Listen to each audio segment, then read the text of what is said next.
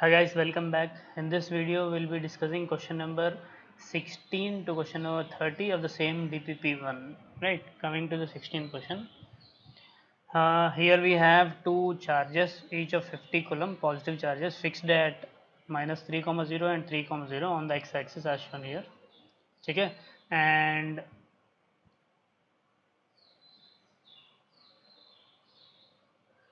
the negative charge is released on the y-axis. Okay, as shown. Okay, it is not just released; it is given some velocity also. Okay, what we have to do is we have to,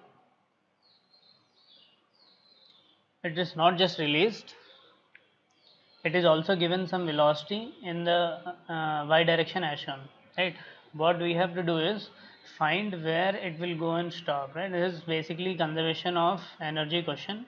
We know that it will go further down once it will reach 0 comma minus 4 with the same speed. It will reach further down. Right, we have to find till where it will reach. Right, so simple and total energy conservation, kinetic plus potential equal to constant, initial kinetic plus potential equal to final kinetic plus potential. Okay, final potential will be something like this. Right, if this length is y, potential energy, this length is 3. No, so this r will be under root y square plus 3 square. That is what they have taken here.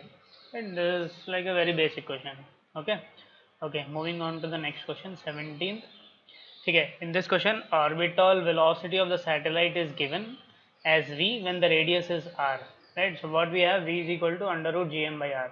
Okay, from this, as seen in the options, there is no gm. Right, from this we can find what is gm equal to. Gm will be equal to v square into r.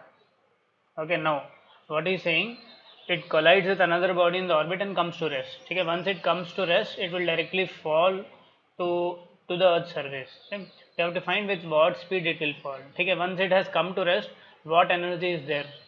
There is only potential energy, right? So minus gmm by r is equal to, when it comes to the surface, it is minus gmm by r plus half mv square. That's it. From this we find this v dash. Okay, and we will substitute gm as v square by r. We'll get this answer. Right, okay, moving on to the next question. Okay, here we have a solid spherical planet whose mass is 2m. Okay, and another particle whose mass is m. That solid planet has some cylindrical region, very thin region, where that hole is made. Okay, and both bodies are released, both attract each other. See, okay, if both masses were m, both would have moved equal distance, right? Clearly, what will happen here? Take it 2m, we can take it at its center, and m we have here. Now, distance between them is 2r. Right, so 2m will move this side, m will move this side. We have all these relations, right? m1 r1 equal to m2 r2. Center of mass question. Now we also have m1 v1 equal to m2 v2. Okay, we also have r1 plus r2. When it reaches its center, r1 plus r2 equal to 2r. Okay, what we have to find, displacement of the cosmic particle, right? So we have to find r2. We'll get r2 as 4r by 3. Okay, when it reaches the center, what is the acceleration? When it reaches the center, what is the field? Field at the center of a solid sphere is 0. So there is no force between them, so acceleration will be 0. Okay, from this thing and conservation of total energy, we'll get the velocity of that particle as this. What we'll have is, we have this relation. We also have what is the initial potential energy? Minus g 2m into m upon 2r plus kinetic is 0 equal to, when it reaches the center, what is the potential? The potential at the center is minus 3 by 2 g 2m upon its radius r, right, plus half m1 v1 square plus half m2 v2 square, right. From this we will solve whatever velocity is necessary. Okay, and d bit, what is the total work done by gravitational force? This cannot be true because gravitational force will do positive work on the both bodies. It cannot be negative, right. That's it. Moving on to the next question, 19th question. Okay, here we have two blocks A and B. A is connected to spring. Okay, and that second block B, it is fixed. Okay, now block A can move. Forces acting on it will be spring force and electrostatic force between them. Okay, now the initial equilibrium situation will not be at position x naught, yeah, extension x naught equal to 0, it will be at some x naught, right? It will be at some compression x naught, in fact, right? Because there is repulsion between these two. Okay, it will be at some extension x naught because there is attraction between these two, right? Say extension is x naught, we have force, balancing force, k x naught is equal to k q1 q2 by r square, right? That is the first equation. Okay, now when we further displace it from x naught, the net extension will become k x naught minus x. What will happen to the electrostatic force? It will further increase, right? The attraction will further increase. It will become k q1 q2 by r minus x ka whole square. Okay, this is the net force on the body. It is also given that x is very small compared to r. Okay, so using binomial expansion we get something like this. This is the resultant force on it. This force is directly proportional to x, so we have an SHM, right? So what will the time period be? We'll get force is equal to kx, acceleration is equal to kx by m.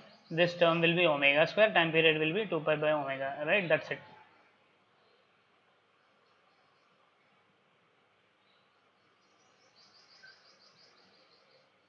And obviously denominator should be greater than 0. From that we can get the minimum value of k also. It cannot be equal to, it should be just greater than that value. They have taken it equal to. Okay, coming to question number 20. Okay, this question is an important question. It is a standard question where we have variable refractive index. Okay, there are two sets of problems: variable refractive index in x direction, variable refractive index in y direction. Okay, here we have a question in which we have variable refractive index in x direction, right? That is, different layers have different refractive index. Okay, so our normal will be in which direction? Okay, our normal will be along the x direction, right? Exactly. Okay, so when the ray moves in, initial angle of incidence, right, that is 30 degrees. We have taken at some particular point x comma y, the angle made is I, right? Using Snell's law we have 1 sin 30 is equal to refractive index at that point sin I. From this we will get sin I. Using this sin I we are finding tan I. Okay, now what is tan I equal to? Clearly from that particular triangle, tan I is nothing but equal to dy by dx, right? So we will take dy by dx is equal to tan I equal to this value, right? Here we will substitute the value of n, refractive index n as a function of x is given. We will substitute this value there, n naught value is 1. From that, when we integrate, one point we already have as origin, right? 0 comma origin. So our lower limit will be, for y it will be 0 comma y, for x it will be 0 comma x, right? And when we substitute the value of x equal to 1 in that particular equation, we'll get the value of y where that particular ray will be coming out. Okay, same problem if refractive index, okay, everybody listen to this properly. If refractive index is a function of y, okay, and the ray is say entering something like this and moving something like this, okay, when it is a function of y, different layers of y have different refractive index, right? So normal will be in y direction only.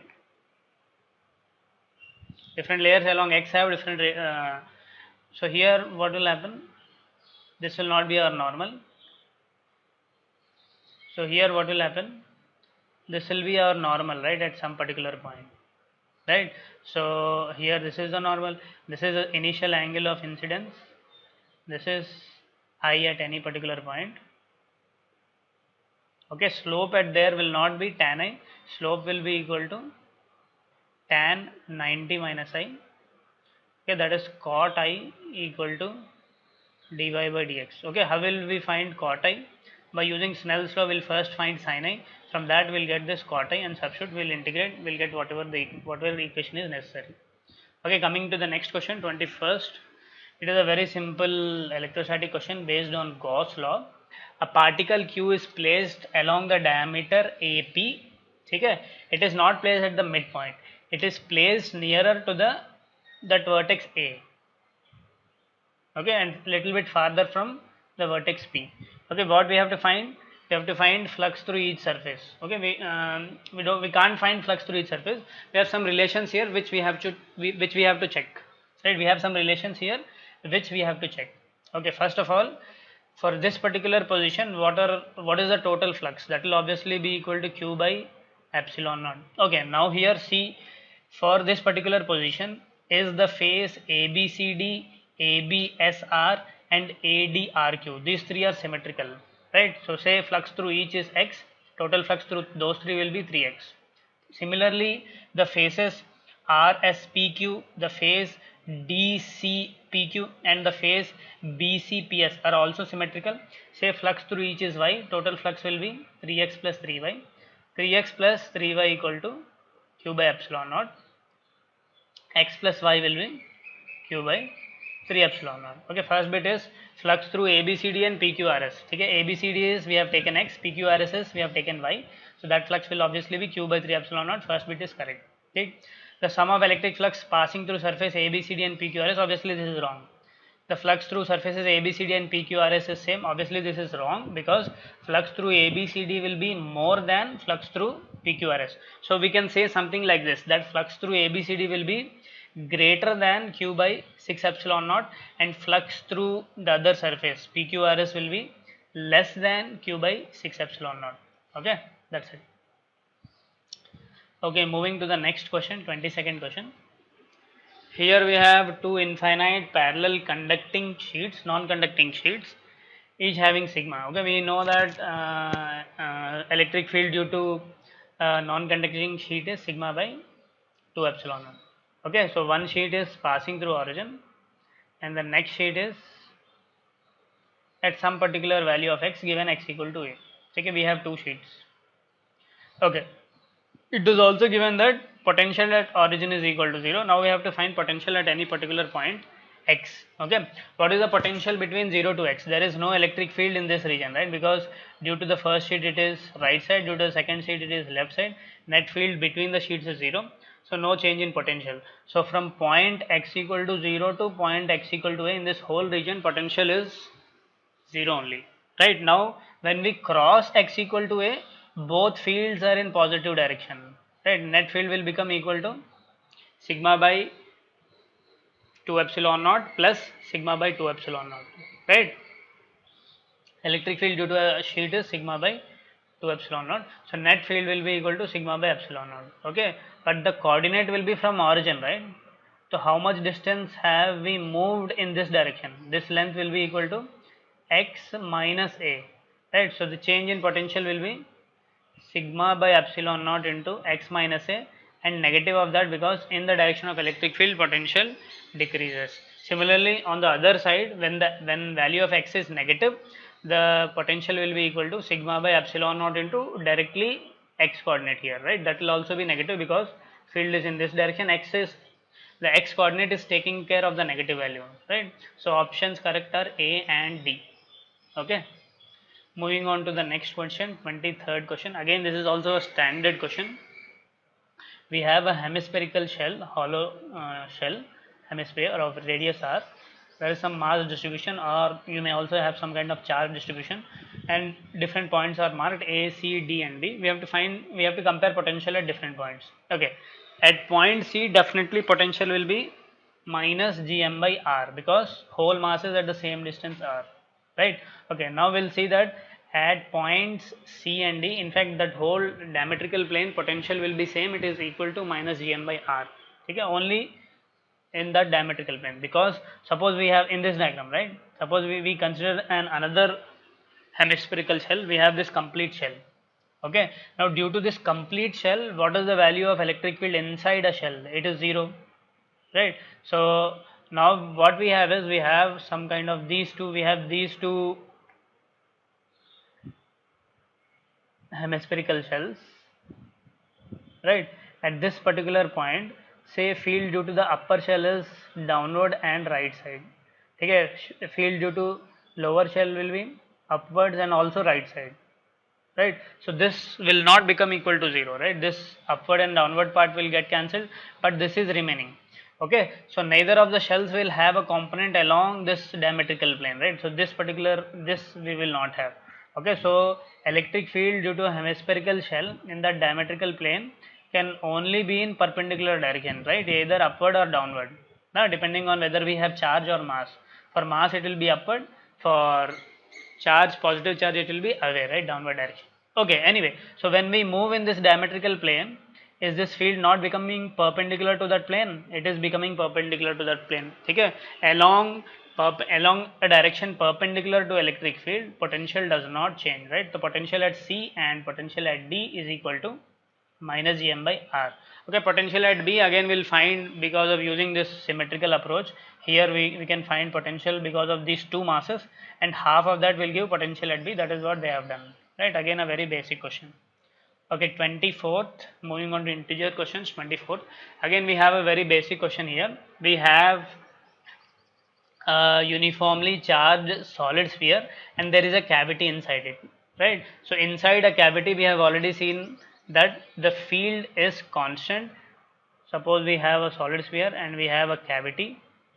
Okay, the field is along the direction of center joining these two, na, O dash. Okay, and the field will be equal to sigma by 3 epsilon naught into R bar or A bar, that is the vector joining these 2 points. Okay, if this is a charge, we have it in R bar. If the same thing was gravitation, we will have to take it in the opposite direction. Anyway, so we have this field, right? It is in the direction of O dash or along A bar as from the diagram, right? Now when an electron is released at some particular point, it will directly go in this direction, right? So all we have to do is find this displacement, then we'll use displacement is equal to half a t square, right? That's what they have done. Okay, displacement will be root 2r, half a field into charge, na, magnitude of field into charge will be force, by mass will be acceleration into t square. From this they are finding t square. Okay, that's it. Moving on to the next question, 25th question. Okay, we have already seen the first part. We have elliptical orbits. All we need to do is one here, even though it's not applicable, one we will do conservation of energy, we will do conservation of angular momentum. There is also conservation of angular momentum will also be equal to conservation of angular momentum is nothing but the Kepler's law, which shows that areal velocity d area by dt is equal to constant. Okay, d area by dt will always be equal to half Vr sine theta. At apogee or perigee it will become equal to half Vr. Okay, dA by dt, that is what they have used. Okay, from here it is given that the aerial velocity is given as 4.4 into 10 power 16. Okay, at the near point where sine theta is 1. Okay, so what is V1 R1 at that particular point? 2 into dA by dt, which will become 8.8 into 10 power 16, right? 8 power 8 into 10 power 16. Okay, also we have for nearest point and farthest point we have V1 R1 equal to V2 R2. V1 R1 we already have 8.8 into 10 power 16. We have to find V2. R2's value can be found by the given data. Okay, semi-major axis is 2a. The 2a length will be 4 into 10 power 12. Of that, subtract this 1.8 into 10 power 12.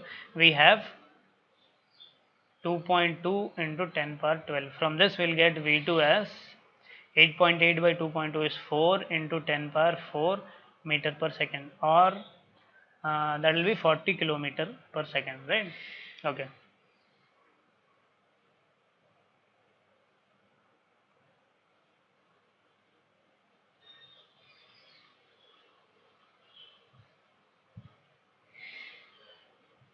Okay, moving on to the next question, 26th question. In this question there is a slight problem with the diagram.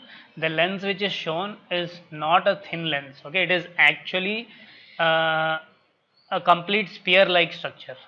Okay, something like this. This is a complete hemisphere, right?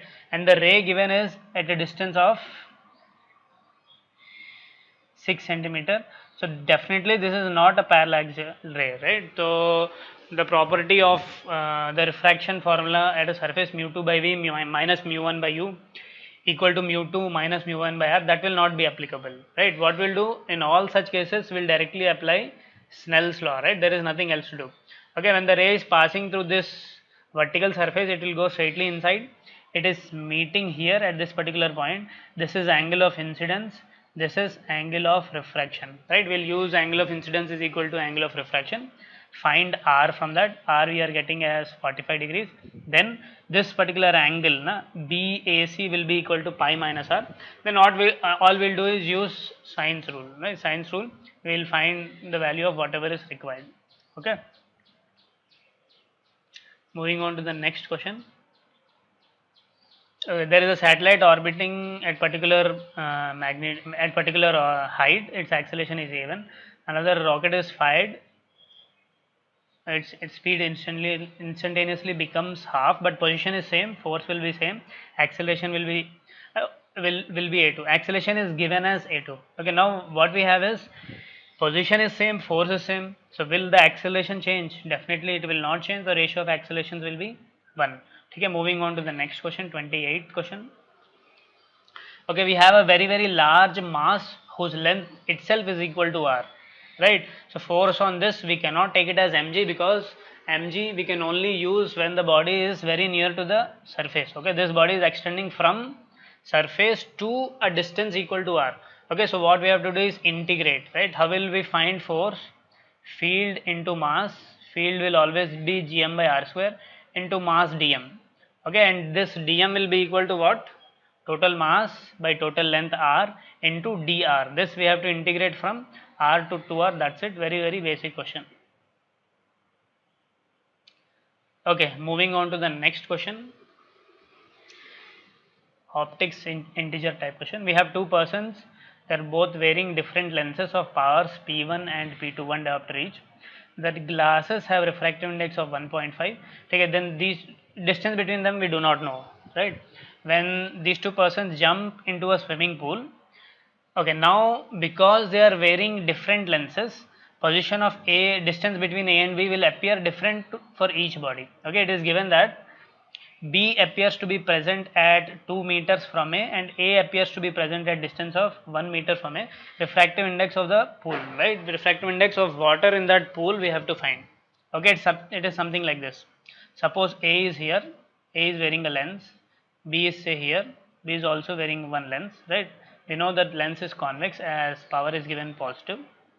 Okay, now suppose this distance is x. Okay, now this person is A, this person is B, right? Now what is given? For A, where does B appear? For A, B appears to be at a distance of 2 meters, right? Okay, before we do something like this, we have power is equal to 1 by focal length. Okay, that power is given in air, right? Not in this particular medium. Okay, in this particular medium, focal length will change, power will change. Okay, so this is the power of first lens 1 by f equal to 3 by 2 minus 1, 1 by r1 minus 1 by r2. Okay, from this we have this particular equation. Okay, when this lens is moved into that swimming pool, okay, what will happen to the new focal length? New focal length will be 1 by f1 dash is equal to mu2 by mu1, right? Mu2 by mu1 is mu, now that is what we have to find, minus 1 into 1 by r1 minus 1 by r2. Substituting 1 by r1 and 1 by r2 from above, we have this equation. Okay, similarly doing the same thing for second lens, we have this equation. Okay, now we have got the focal length of each lens inside the medium. Okay, now look what we are doing. For A, we have, this is the A observer is here, body B is here, say this distance is x. Okay, and where is image formed? Image is formed at 2 meters, again in this direction only, right? So what we have here is distance of u, right, for the observer. Okay, object rays are traveling in this direction. Here u is negative and v is also negative, right? So we use the lens formula, 1 by v minus 1 by u equal to 1 by f. 1 by f we have seen, 1 by f we are writing in terms of f1 and this mu value, right? And 1 by v is 2 meters, that is minus 200, right? We are keeping this in centimeter. Minus 1 by x, that distance is x, and that will be minus x equal to that focal length part. Okay, similarly doing the same thing for B. This is object position, A is the object position, right? There is observer B here. Okay, rays are traveling in this direction, position of object is negative, and where does A appear? A appears to be image position, right? Appears to be at 1 meter. Okay, so what is V equal to? V equal to minus 1 meter, that is minus 100 centimeter. U is equal to, again, what is this distance? We have taken that as x, right? U is equal to minus x. Again, using lens maker's formula, 1 by V minus 1 by U equal to 1 by F. Okay, now dividing these two equations, we can clearly find the value of x. Substituting x back, we'll find the value of mu, which is equal to what is given, right? Okay, last question of this video, 30th question. Again, a very basic question. Okay, so we have an object. There is a lens of focal length 30 centimeters, and object position is 36 centimeters. First, let us find the value of image position. Image position we get as 180 centimeter, right? And this length is 1 meter. Okay, so the image position is, this is a mirror. Image position is 80 centimeters from the mirror as shown. Okay, image formed by the lens which acts as an object for this mirror, right? So where will this image be formed?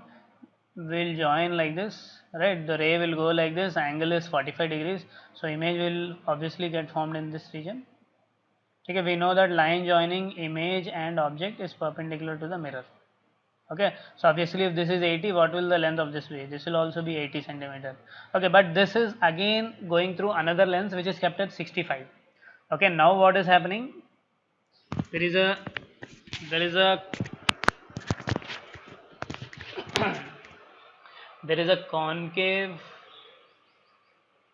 lens here, and that particular mirror was forming an image at 80 centimeters from above. Okay, and this distance is given as 65.